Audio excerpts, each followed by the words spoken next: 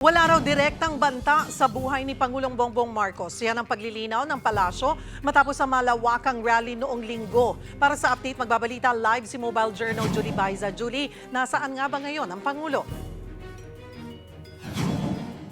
Cheryl, abala raw si Pangulong Bongbong Marcos sa mga private meetings ayon sa palasyo. Paliwanag ni Palace Press Officer Claire Castro, puro private meetings ang appointment ni PBBM sa Malacanang nitong mga nagdaang araw.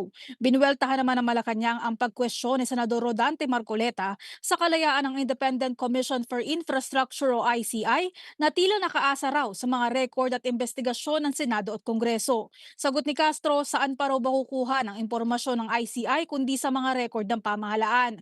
Wala rin daw questionable sa separation ng powers dahil hindi naman gagawa ng batas ang ICI at hindi rin manghihimasok sa investigasyon ng Senado at Kongreso.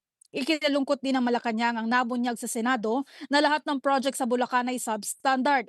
Tiniyak ni Castro na pipiliting maayos ng pamahalaan at papakinabangan ang mga proyektong para sana sa taong bayan. Cheryl, tumanggi rin ng palasyo na ibigay yung mga pangalan kung sino yung nakapulong ni Pangulong Bongbong Marcos sa kanyang mga private meeting sa Malacanang. Hindi rin naglabas ng impormasyon kung ano yung mga napag-usapan dahil nga pribado raw yung pulong. Pero ang tiniyak niya, puno ang schedule ni Pangulong Bongbong Marcos hanggang Sabado at kung meron daw public engagement sa mga ito, agad ipaalam sa atin sa media. Cheryl? Maraming salamat, Mobile Journal Julie Baiza.